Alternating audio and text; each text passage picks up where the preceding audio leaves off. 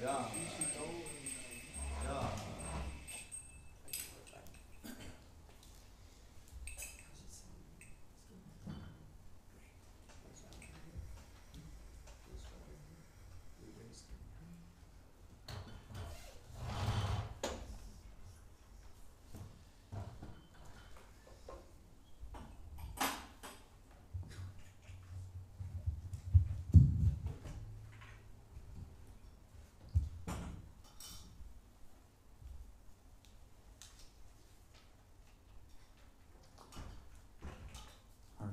Welcome to Srimad Bhagavatam class on this particular celebrative day of Balaram Jayanti. So we're going to continue with one verse from the Bhagavatam and then from there also going to some Balaram Katha.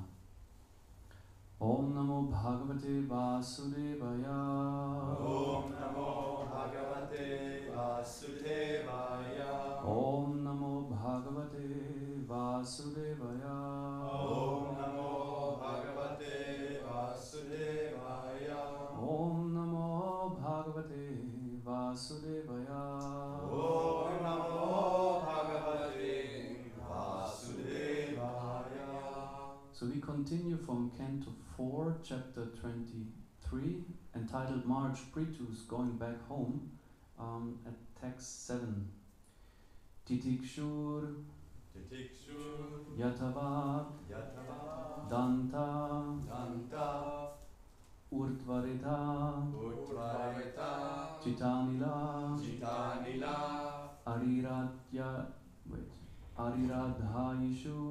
Ariradhayishu Krishnam Acharat Tapa Uttamam Titikshuriyata Bhagdanta Urtvareta Chitanila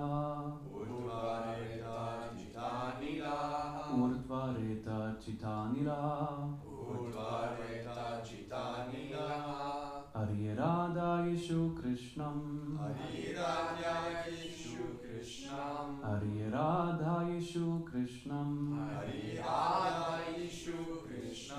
Acharatapa Uttamam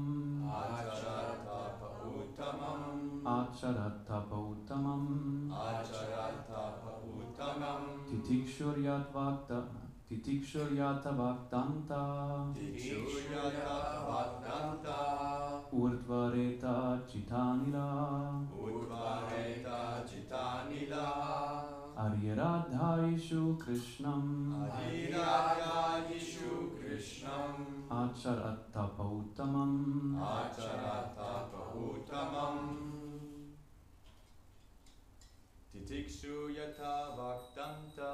Titikshuriyata Bhaktanta Urtvareta Chitanila Ariradhayishu Krishnam Acharatapa Uttamam Titikshuriyata Bhaktanta Urtvareta Chitanila Ariradhayishu Krishnam Acharatapa Uttamam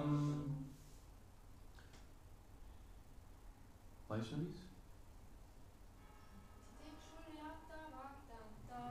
Titikshuriyata Bhaktanta Urtvareta Chitanila Ariradhayishu Krishnam Acharatapa Uttamam Titikshuriyata Bhaktanta Urtvareta Chitanila Ariradhayishu Krishnam Acharatapa Uttamam Titikshu, Titikshu, tolerating. tolerating. Yata, Yata, controlling. controlling. Vak, Vak, words. words. Dantaha, Dantaha, controlling the senses. controlling the senses. Urdvaretaha, Urdvaretaha, without discharge of semen. without discharge of semen. Jita anilaha, Jita anilaha, controlling the life air. controlling the life air. Ariradhayishu, Ariradhayishu, simply desiring. simply desiring. Krishnam, Krishnam, Lord Krishna. Lord Krishna. Acharat, Achara, practice. practice. Tapaha, Tapaha, austerities. austerities. Uttamam, Uttamam, the best. the best. Translation and purport by His Divine Grace, Srila Prabhupada Ki Jai. Jai. Maharaj Prithu underwent all these severe austerities in order to control his words and his senses, to refrain from discharging his semen, and to control the life air within his body. All this he did for the satisfaction of Krishna. He had no other purpose. Purport. In Kali Yuga the following is recommended. Hare Nama, Hare Nama, Hare Nama eva kevalam, kalo naste vanaste vanasti katiranyata. In order to be recognized by Krishna, the Supreme Personality of Godhead, one should chant the holy name of the Lord continuously, 24 hours a day. Unfortunately, persons who cannot accept this formula prefer to execute some type of pseudo-meditation without accepting the other processes of austerity. The fact is, however, that one must accept either the severe method of austerity described above to become purified, or take to the process of devotional service recommended for pleasing the Supreme Lord Krishna. The person who is Krishna conscious is most intelligent, because in Kali Yuga it is not at all possible to undergo such severe austerities. We need only follow great personalities like Lord Chaitanya Mahaprabhu. In his Shikshastaka, Lord Chaitanya Mahaprabhu wrote, Param Vichayate Shri Krishna Sankirtanam. All glories to the holy names of Lord Krishna, which from the very beginning purify the heart and immediately liberate one. Bhava Mahadavagni Nivarpanam. If the real purpose of all yoga is to please Lord Krishna, then this simple bhakti yoga system recommended for this age is sufficient. It is necessary, however, to engage constantly in the service of the Lord. Although Prithu Maharaj executed his austerities long before the appearance of Lord Krishna on this planet, his purpose was still to please Krishna. The purport is very long. I will stop here, and anyway we have two parts. We say a few words on Prithu Maharaj and then speak about Lord Balaram. Om Jnana Timirandasya Gananjana Shalakaya Chakshuram Militam Yena Tasmai Shri Gurave Namaha Shri Chaitanya Manobhishtam Stapitam Yena Bhutale Swayam Rupa Karamayam Rati Svarantikam Jai Shri Krishna Chaitanya Prabhu Nityananda Shri Advaita Gadadhar Shri Vasari Gaura Bhaktarinda Hare Krishna, Krishna Krishna, Hare Hare, Hare Rama, Rama Rama, Hare Hare. Vagisha yasya vadhane, Lakshmir yasya chavakshasi, yasya te hridaye samvit, tam narasimham maham bhaje, pralada hridayaladam, bhakta vityavidaram, sharatindu ruchim bande, parindra vandanam harim. The words again. Maharaj Prithu underwent all these severe austerities in order to control his words and his senses, to refrain from discharging his semen and to control the life air within his body. All this he did for the satisfaction of Krishna. He had no other purpose. So we know of King Prithu as, we know about his identity as an Shakti Avesha avatar, which means that he is in the category of an individual soul that is particularly empowered by Lord Vishnu or invested by Vishnu Shakti, and therefore also considered then a partial manifestation of Vishnu, called Shakti Veshavata. And the topic of avatars and the different varieties of avatars is also a subject matter for today, since we talk about the first avatar emanating from Krishna, Lord Balaram. The mentality of King Prithu that is mentioned here in this verse exemplifies what we all endeavor for, or what we aspire for. Anyabilasita shunyam jnana karma anavritam anukulyena krishna nushiranam bhaktir uttamam. That the activities, the services that are rendered for the satisfaction of Krishna have no other purpose than exactly that. That anukulyena, with the idea to please Krishna, all these activities are being performed. The verse speaks of certain austerities King Prithu performs, which are rather not, the primary type of austerity that is recommended in this age. Of course, it's part of it, but Srila Prabhupada opens the purport with the main austerity actually that is meant for this age. This is the continuous chanting of Krishna's name. And it is an austerity, as you can see when you try to each day chant the minimum number of rounds that we vow, or like at least attempt to chant. And since the mind has so many other interests or purposes that might distract him from this particular purpose, ideally we wake up in the morning and think, okay, Krishna, how can I please you? Let me perform my practice, my sadhana, do all the services, and only that it is sufficient. That if this would be my only drive in life, that would be ideal. If my only motivation is, okay, Krishna, how may you be pleased? So that's the aspiration of a devotee, that he comes to that platform of having no other purpose than to serve Krishna. And if this intention is there, if the mind is gradually convinced that this is the supreme and only purpose one should have, then the mind also will aim for it. Our mind is a subtle entity. It has different layers. It has like its dynamics. Also in the material platform we know of conscious mind, subconscious mind, unconscious mind. Also in the Ayurveda Shastras, I think there's some distinction and descriptions about the different layers of the mind. And it is a science actually to properly understand and transform the mind. It's not done superficially, like by simply willpower. There's more to it. Will is one aspect, but the mind doesn't function only by willpower alone. It is of course willing, feeling, thinking, but feeling and thinking goes also deeper. We have deeper convictions. Our faith, for example, is something that has to do what kind of perceptions or worldviews we hold dear to us deep within ourselves. And this determines how we can dedicate or not dedicate ourselves to a certain mission, a task, a profession, or a spiritual practice and whatsoever. So the mind is very central in the performance of Bhakti Yoga, and mana, what means mind, and tra is that what liberates. And maybe we can have that in mind, that mantra is also supposed to help us free the mind from all misconceptions, from all ignorance, from everything that is in the way, to fully link with Krishna and make him our only purpose, become fully dedicated servants of Krishna.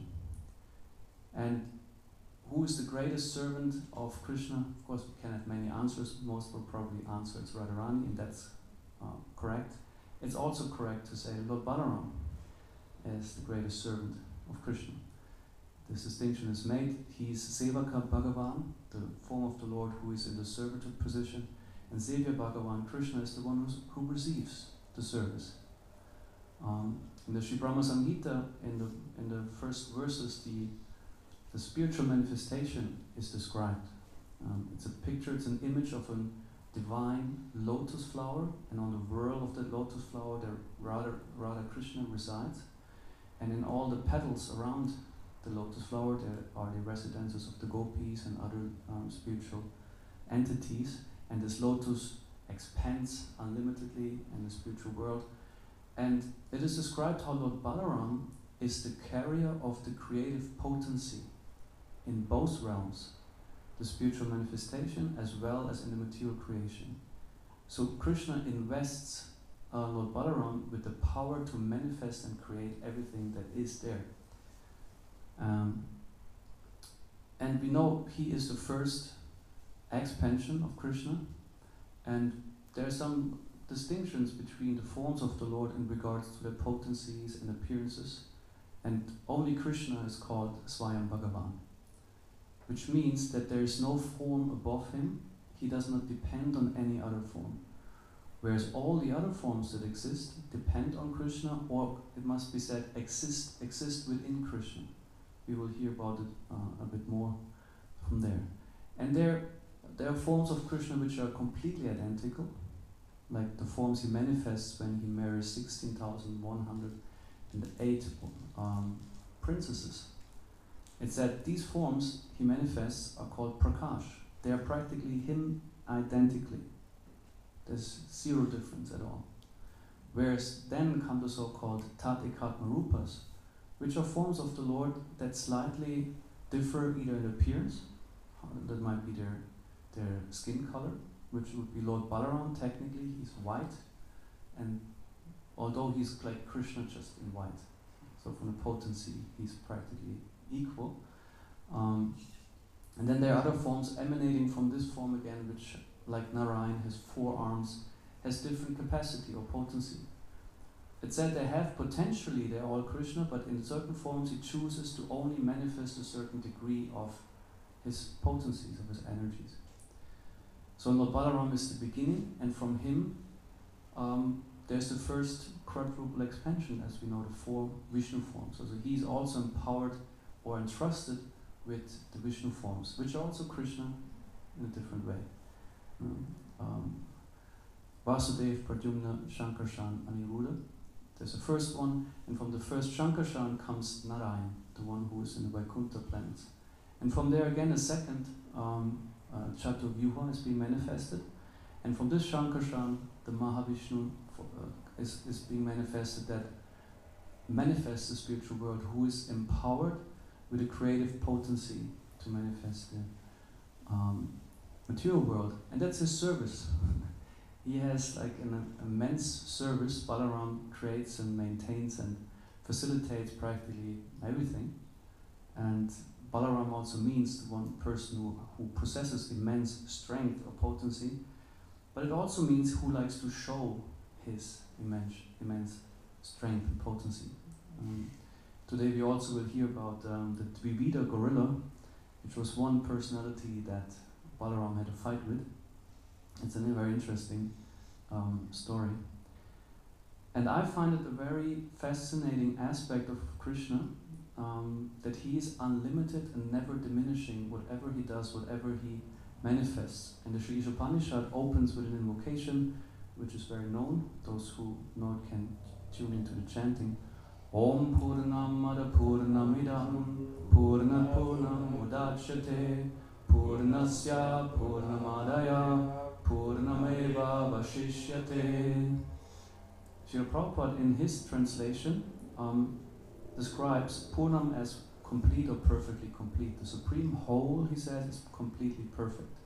And although many units, like the material universes, as complete units emanate from him, he remains the complete, he remains complete balance, thank you, although so many units emanate from him. There's never no diminishment. And that's amazing.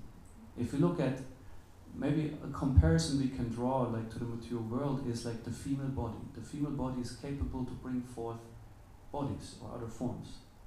So this can go on for repeatedly. Some women have like a lot of children. At the same time, the body, the female body, is not like doesn't remain fully in its potency capacity. Every pregnancy, every birth giving also takes something away from this body, and slowly the material body will dwindle anyway. So there we can see there is some capacity of expanding, but it has a cost. Whereas with Krishna, it's ever increasing, never decreasing. And there's a translation of this very invocation from Baladev Vidyabhushana. As a side note, the invocation is actually not an original part of the Sri Upanishad. It has been added. There's one translation from Baladev Vidyabhushana's commentary on the Vedanta Sutra, which is also commented by Bhaktivinoda Thakur. And I read the translation of Baladev Vidyabhushana. It's Upanishadic language, so it's a bit different. The unmanifest Brahman is perfect. The manifested Brahman is perfect. From the unmanifest Brahman appears the manifest Brahman as various avatars. When the manifested forms emerge from the unmanifest Brahman, the unmanifest Brahman remains.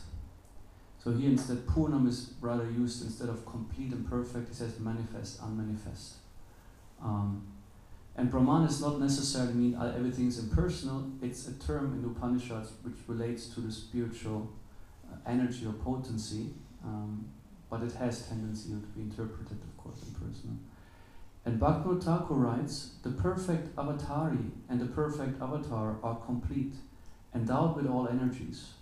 From the perfect avatari appears the perfect avatars for the purpose of spreading the pastimes of the Lord.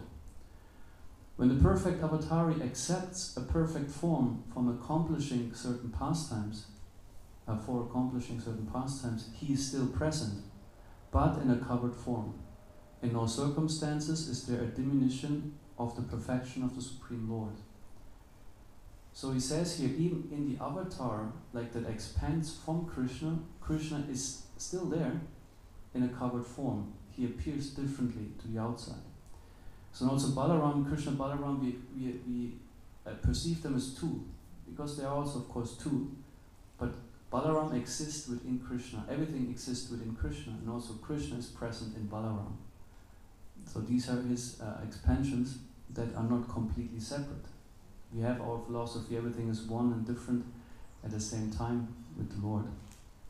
And so this is one consideration I find very interesting to have this in mind, how Krishna can unlimitedly expand, as Balaram also does. He's the source at the end of all avatars.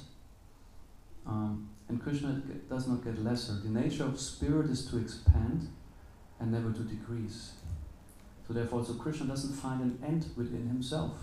He tried to examine himself once, what are my qualities and potencies, and he always, when he thought, I'm done, now I have it, he discovered something new. So that's the nature of Krishna. And also in the Sri Brahma Samhita is a verse that where Sri Bhaktisiddhanta Saraswati Thakur also points again to this amazing feature of unlimited expanding. Advaitam achyudam anadim anantarupam adyam purana purusham navayovanam cha vedeshu dulabham adulabham atma bhakta govindamadi purusham tamaham bhajami. I worship Govinda, the primeval Lord, who is inaccessible to the Vedas, but obtainable by pure unalloyed devotion of the soul, who is without a second, who is not subject to decay, is without a beginning, whose form is endless, who is the beginning and the eternal Purusha. Yet he is a person possessing the beauty of blooming youth. And in the purport, Srila Bhaktisiddhanta Saraswati Thakur writes, Achyuta means that though myriads of avatars emanate from him as subjective portions, and millions of jivas are separated as separated spiritual particles, still he remains intact as the undivided whole of fullest perfection. So also the name Achyuta hints to this perfection, this never diminishing, ever expanding nature of the Lord. So also we are encouraged to have this meditation as a positive identity, to say, I'm an expansion of Krishna.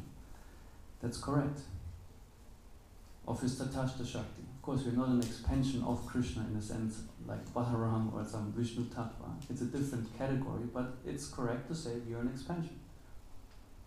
Because it's the example is given as the sun emanates sun rays, sun particles from itself. So the Paramatma, the super soul, emanates living entities. There are two sources that give information where jivas can emanate from. In the Krishna book and in chapter 89, in chapter 8-9, there's a description how Krishna and Arjuna visit Mahavishnu. And in this text, Srila Prabhupada quotes from some Mrityu Tantra, some scripture, I don't recall the full name, but there it is described how Krishna's effulgence, Brahman effulgence, is the source of many jivas. It said all this Brahman consists also of many little light particles which are the souls, individual souls he manifests.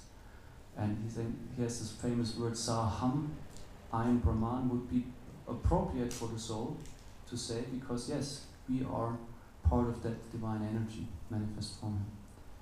And the Brahma Samhita further says also in a previous verse in text 10 in the purport, it is written, the constituent particles in the form of pencils of effulgence of Mahavishnu are manifest as the individual souls. And the next verse is saying, the Lord of the mundane world, Mahavishnu, possesses thousands of heads, eyes, hands. He is the source of thousands of avatars, and his thousands of subjective portions. He is the creator of thousands of individual souls. And the word by word is Sahasra Suhu, the creator of thousands of individual souls. Of course, the term creation might be a bit problematic, but I guess Bhaktivinoda Saraswati Thakur was aware of that, manifesting, bringing forth. So Krishna manifests so many forms, Krishna forms, Vishnu forms, individual souls, which are also all him. And so therefore we are meant to positively identify with Krishna. We should lose identification with the body and the artificial interests and desires, but not stop there and saying I'm not this body and then what? But like to have a positive identification as an individual soul that is a part of Krishna and expansion of Krishna, and has a servitor relationship. Like Lord Balaram, we heard he's Sevaka Bhagavan, and we are just Sevaka without Bhagavan. Living entities.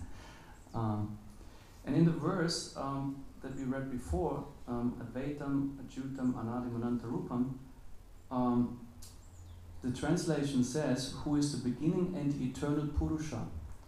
And the term Purusha is translated by Srila Prabhupada in 2 ways or 3 ways. One is person, one is supreme person, and the other is enjoyer. And sometimes also the living entity is called Purusha, enjoyer. And we see that also in Lord Balaram. He's quite an expert enjoyer, as Krishna himself is a supreme enjoyer. All his energies are there to serve his or facilitate his enjoyment. And we know that Sri Balaram likes to drink baruni, a nectar derived from yogurt and honey, which is, I guess, also available later today in the temple, and which makes him appear intoxicated. Of course, this is maybe a bit problematic to imagine for someone who is not familiar with the whole philosophy, because we so much detest intoxication on the material platform. We say, no way, no intoxication.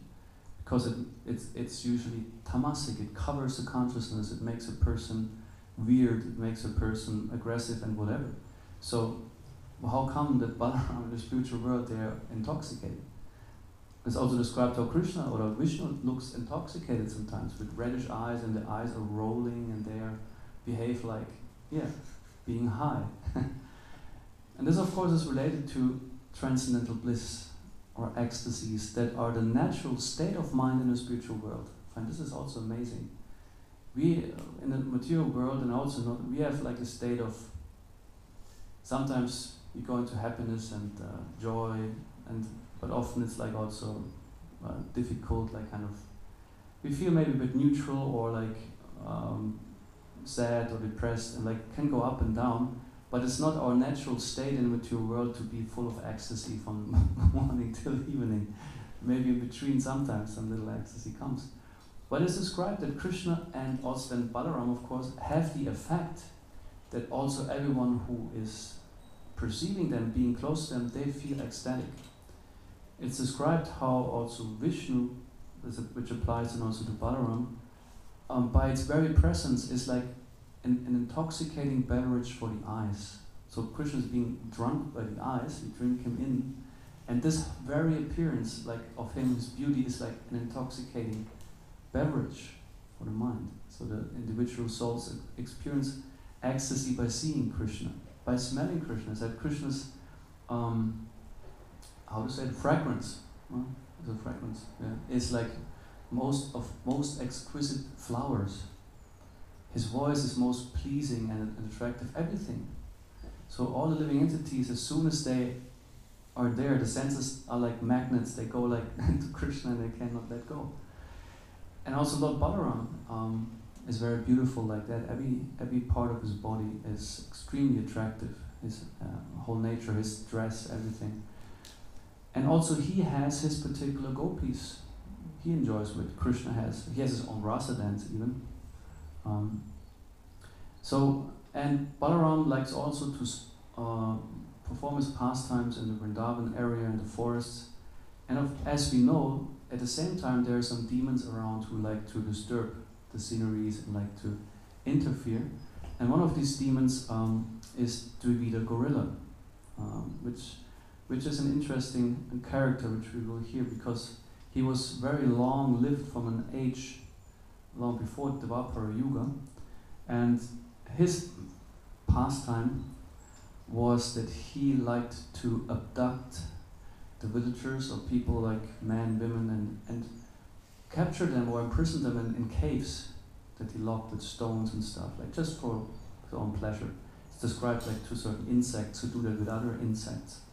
They capture them sometimes in little holes and block the holes, and then that's that. And also he killed, he raped, he desecrated holy places by urinating on them and passing stool on them and so many other things. So a very disturbing personality. And once while he was sporting through the forest, he heard a very sweet sound. And this came from Balaram and the gopis. So and he went there and he saw the scenery and he was immediately attracted to Lord Balaram. He says his beauty captivated him. And he approached the scenery, and as monkeys are, some monkeys are cute, you know? You would agree, I guess. I find some monkeys really cool. But there are other monkeys who are just really, just too much. In India, the monkeys, I don't like them. I find them, they're always a threat. They're never sweet. In South Asia, I even got attacked by a monkey. Just not bitten, fortunately, but he, with his fist, he beat me on the shoulder. We went up some Narasimha temple, and it goes really up there. Like they have some hills there. The Simha temples are usually quite up because they consider a lion usually lives on the mountain and so on. And you have to wait often, like depending on how many people are there. So you gradually go to have your darshan, and of course all the monkeys are around. And one monkey was sitting like with his back toward me, and they have these long tails down there in South. And I thought just like, okay, let's give him a little tap, you know, just for, I don't know. And I tapped him, and then he turned around as if he had eyes in the back of his head, and he looked straight to me and jumped on me and beat me on the shoulder and then away, like kind of sending a message, hey, you know. And I was like, okay. Quite. So monkeys are very bold also. And sometimes some types of monkeys, they appear to be they're only muscle and teeth. You know, it's like, so better not mess with them. So Dravida gorilla, so it was like a massive type of monkey, went there. First he made this kind of fun, which was also perceived by the gopis as, ha ha, cute, the monkey, he makes faces and he fools around, and then that was still okay. Balaram also like intoxicated, he says, he was like rolling his eyes, enjoying his Varuni being there. But then he started to get more nasty. He revealed his parts, you know, and showed his butt, and then started to urinate also there and doing all kinds of things. And then also getting closer, like ripping away clothes from the gopis, but also Balaram's dresses. He got more and more daring. Jagannath Baladev Subhadra Ki Jai. Keep going to Jai. So this then was not okay anymore. And Balaram like threw a stone at him.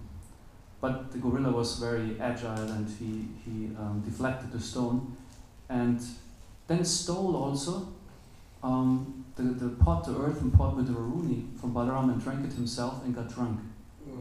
So like then you have an intoxicated monkey who is going to make a scene there, and he noticed, okay, Balaram is ready for a fight now, because Balaram got angry, and Dravida was faster.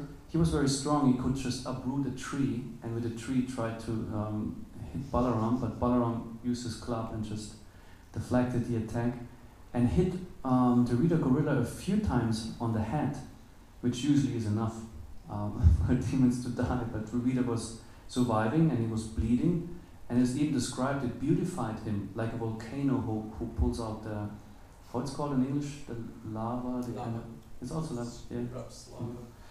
And then they had warmed up, and then started to fight. And Dravida like was using always a tree, so and Balaram started to smash it, or like continued to smash the tree with his club. And it went so far, it went on and on and on till the tree, till the forest was gone. There was no more forest. All the trees were used up in the fight. And then Dravida gorilla had to take 2 stones, 2 rocks, and threw them at Balaram, and he with his mace always smashed them. And also Srila Prabhupada remarks, see, everything is originating in the spiritual world, all kinds of sports. So baseball is coming actually from his pastime, because he was always hitting the rocks with the club. And then at some point, these things exhausted, and there was fist fight.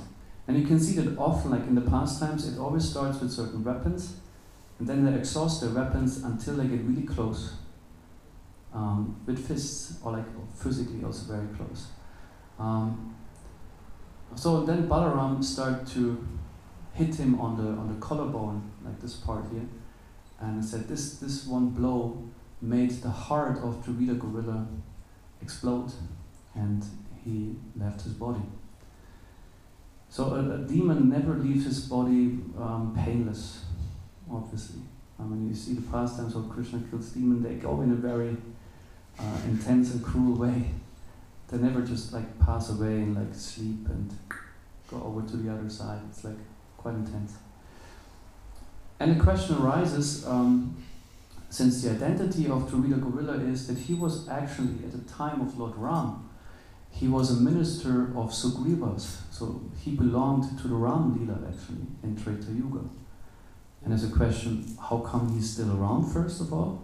And second, why is he inimical toward Balaram? And the story is explained like that he helped in a significant way to conquer Lanka, to conquer Ravan, and Lord Ram blessed him with a long life, so he could stay around for yugas, even, which is a very long time. But he had one issue. He did not go well along with Lakshman, or he did not respect Lakshman sufficiently, which is no one else than Lord Balaram, this time as the younger brother. And this offense made him inclined to bad association. He was actually good friend with Narakasura, or Baumasura, which is the demon who captured the 16,100 princesses, and Krishna killed this demon. And usually the demons are allies, and they feel loyal to each other and think, okay, now Krishna killed this demon, I got to avenge him. So they seek out a fight with Krishna. So this was his motivation to first of all disturb the scenery in Vrindavan, also Krishna. But then he met his old opponent, perhaps to say, Balaram, this time not in the form of Lakshman, but then Balaram was there. And in this way he got finally purified. He could again have a fight this time, but he had to leave his body. So that's the story behind that. And we know that demons represent the bad qualities conditioned souls can adopt, and which are in the way to attain the very goal that we talked before of unalloyed devotion to Krishna, and that we can become free from this material bondage. And there are different, Bhaktivinoda Thakur has written many texts which reveal what kind of demon represents what kind of qualities. Like the Keshi demon, the horse, is like pride. Putana, the false guru, or the cart demon, I forgot his name now. He is like lethargy, becoming an object which has no life in itself, and so on and so on. So we have many demons, and as they are being killed, this was my contemplation, and they put up a fight. Usually, they not go away just like this. And we can also see that if you want to, we practice overcoming this kind of anartha, this kind of quality. They don't just go and say, okay, you don't want me, okay, I go. You know? They just persist, and they're really ingrained. And sometimes it feels like we grown together with them. You sometimes have this feeling it's like something that kind of it's burned in there. Like you feel like, oh my God, will I ever get rid of that, and how? And it takes often a painful process, like a surgery. You know, a knife, even if it's used for surgery, if it's a good purpose, it will hurt. No, there's no cut that doesn't hurt. Of course, if it's meant for surgery, then it's a good kind of cut, but it hurts. So, also purification and of character or personality goes along usually with some pain. It will not be painless. For example, the pride. You know, the Keshi demon had to suffer in a way that Krishna smashed out all his teeth, like the horse, you know, and made his arm stuck in his throat. And then the arm is that Krishna's skin, Krishna's body feels to the gopis like the moon at night in Vrindavan, cool and very, very pleasant. And for the Keshi demon, it was like hot iron in his throat. And he painfully passed away by passing stool and urine and like giving up his body. So pride, you know that, I know that, is something, if it's like to be kind of transformed or purified, it hurts. It's not easy. Someone in various ways might show you that you're not as great as you think you are. And then it's like, the pride kind of hurts. And like until we make a conscious choice to accept the beneficial humiliation, so to speak, by, for example, admitting mistakes, by admitting own limitations, or by acknowledging others are better or greater in this and this or that than I am. And this way, it's a bitter medicine, but it works gradually to come to a point of at least modesty. Humility is, I think, another level, true humility. And this is with other qualities. It's also like that. So usually we don't get over them easily. We got to invest some work. And Krishna sometimes may give some, provide some situations that can purify you, but it doesn't feel pleasant necessarily.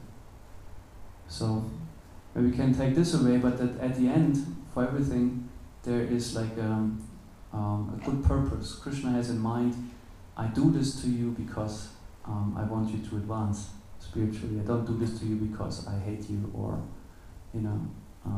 like this. So also Lord Balaram killed many demons. For example, the ass demons in the Vrindavan forest who took all the fruits for themselves, and they represent the hard ass-like working mentality, fruitive mentality, hard work for little enjoyment. And he smashes that also in various ways. So this way we can contemplate today in Lord Balaram as the Purusha, the supreme enjoyer, and we are actually supposed to enjoy with him. But on the way there we got to get rid of some demonic qualities that require a process. But a very not so painful process is just the hearing of Krishna's pastimes, of the katha.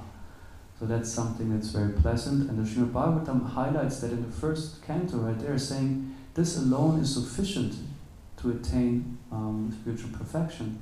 And also in one purport, I forgot now the exact number, Srila Prabhupada explains how a benchmark for advancement is how we become through the hearing, or like here for the hearing of the Bhagavatam, how it really creates affection to Krishna. So this is like we can see the Bhagavatam itself is sufficient, has the potency to give us attraction and love to Krishna. So, Hare Krishna. So I will end here, and if there are any comments or questions, we can open for that.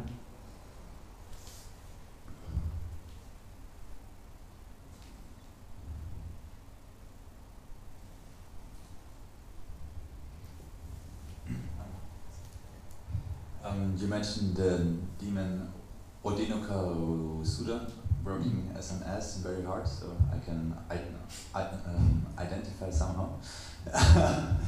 But then, how can this be engaged in like Krishna consciousness? Because we should also endeavor very hard.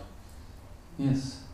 In mission, in service. So where's the difference?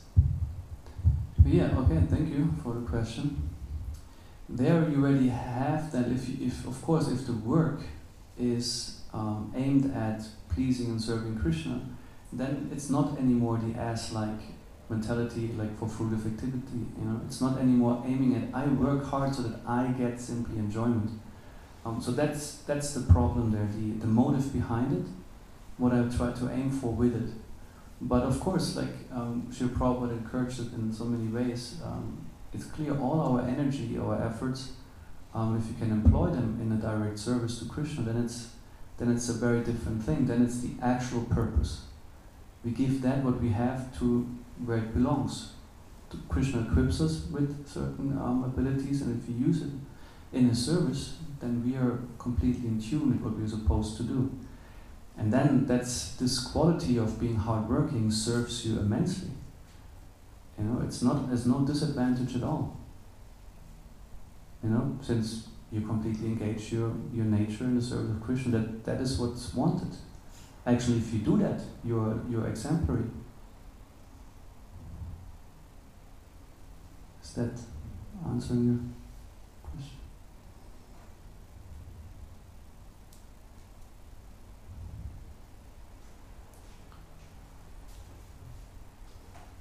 Alright. I guess there comes a comment and a question.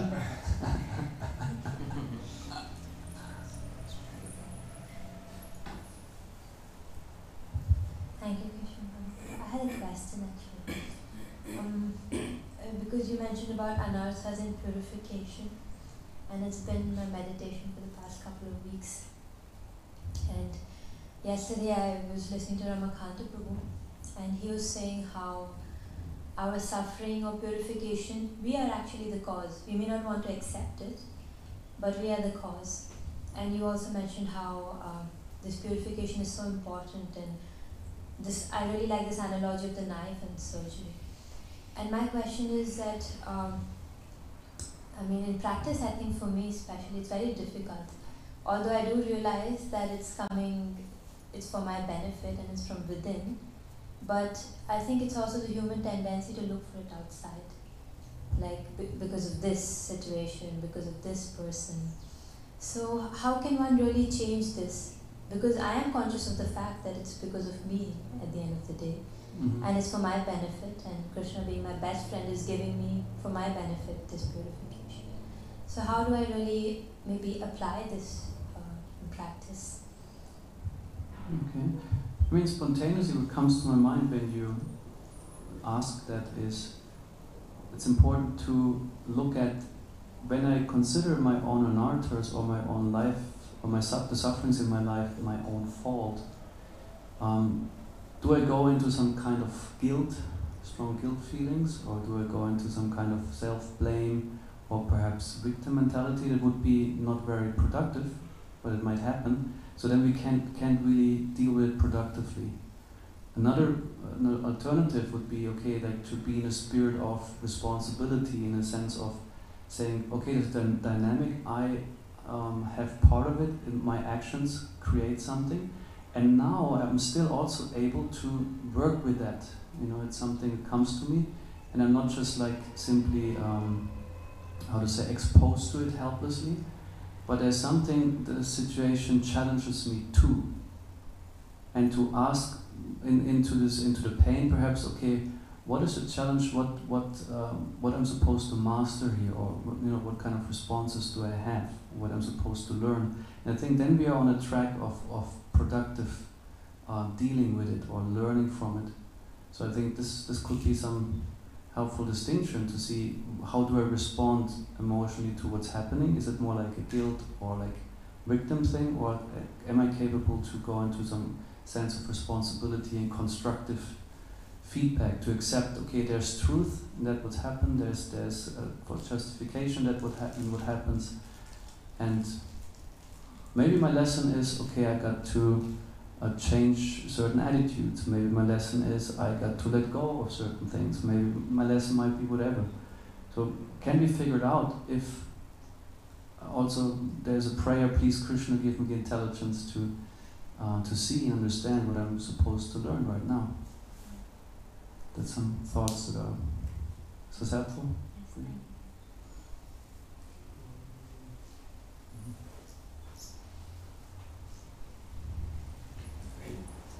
I guess it's a more. I guess I had like a little question, comment. I have heard this story many times, but I've heard a few versions of it, so I don't know. Maybe you guys have heard it and you can elaborate. But Prabhupada was once asked, and I guess someone was trying to sort of stump him. And he was asked, can Lord Krishna, being all-powerful, can he create a stone so heavy that only he, even he couldn't lift it? And then Prabhupada said yes. And then they're like, but if he's God, then he should be able to lift it, no problem. So then Prabhupada, I hear that Prabhupada's response was, so I have Lord Balaram do it. So I don't know. Yeah, that's like kind of one of these impossible questions. Both answers, it's like, I don't know what is the name giving to such questions. But, Krishna must be capable of that, and then also he must be capable of lift it again because he must be supreme. Yeah, it's a good answer, like Lord Balaram is doing it. He can lift it. And Krishna can't lift it, but he said, okay, I'll have Lord Balaram do it. Mm-hmm.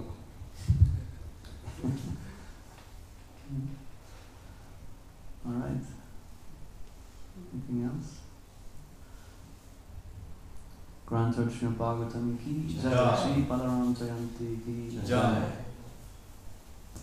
Keshava Madhava ki jai, Prabhupada ki jai.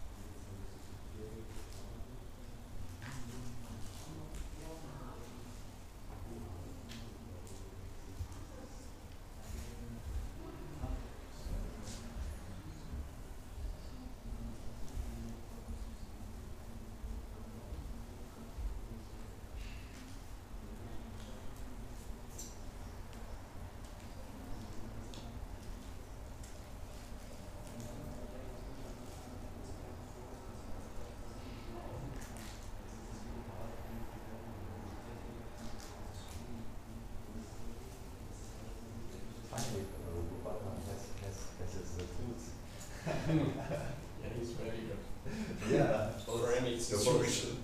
both ends. Dual wield. He gets so rare with his weapons. Yeah.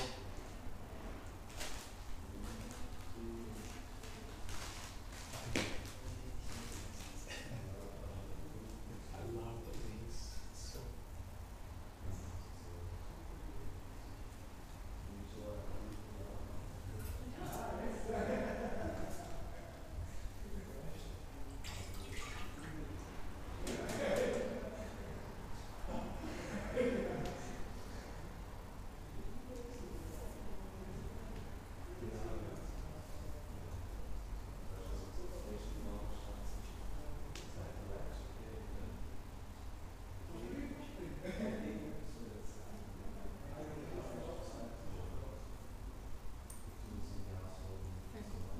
Ja. Ja, ich weiß nicht, ob ich schon mal gefahren.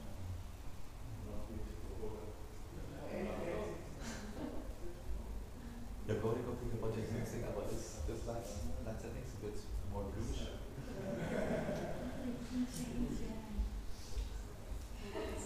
Or like whitish. Like this is.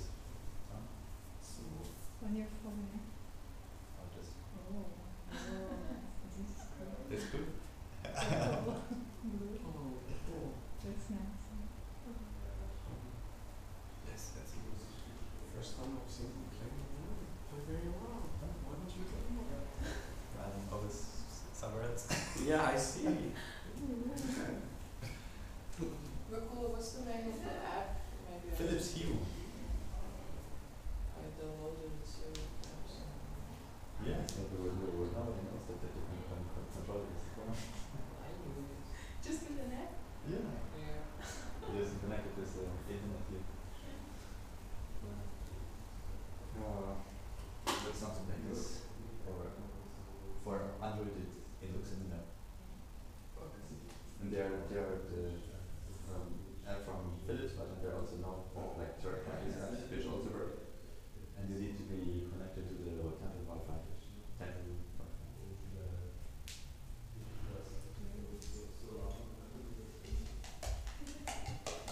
Ja, aber wann ist das jetzt?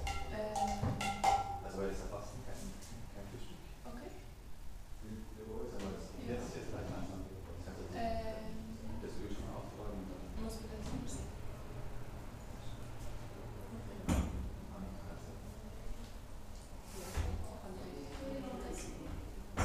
Schön.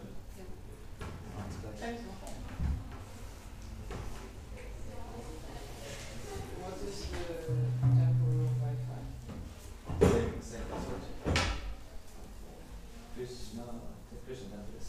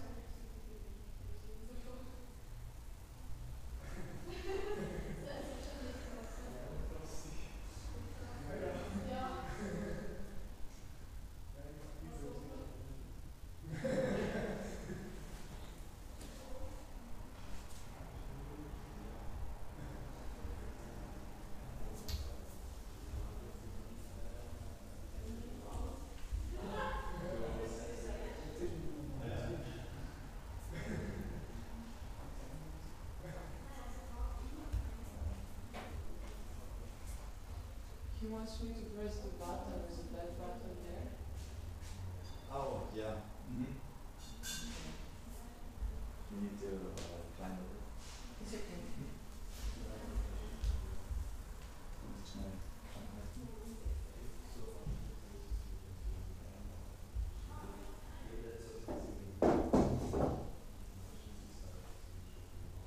Oh. Give me like the second one or something.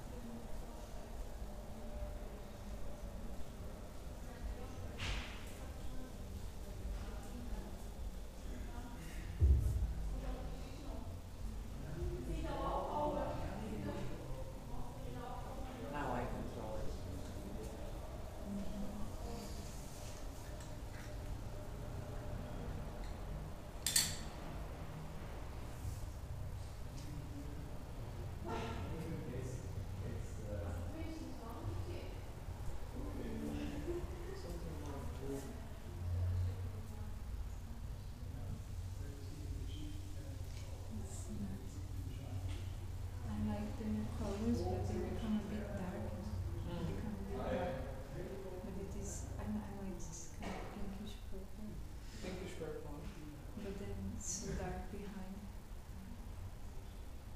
Yeah, now it's cool.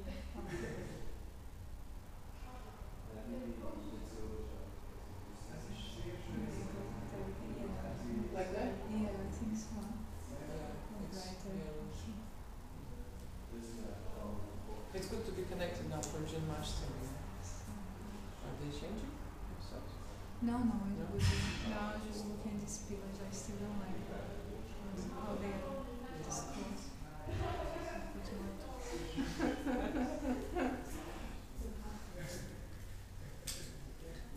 Yeah, maybe the top one.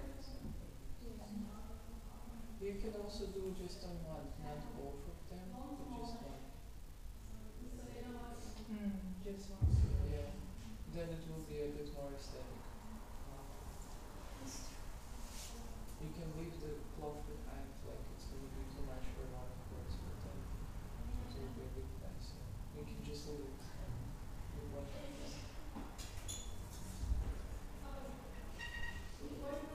It's nice all together.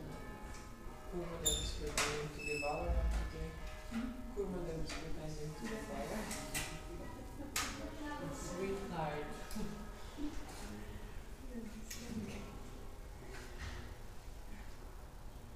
Indulging. Yeah, it's true.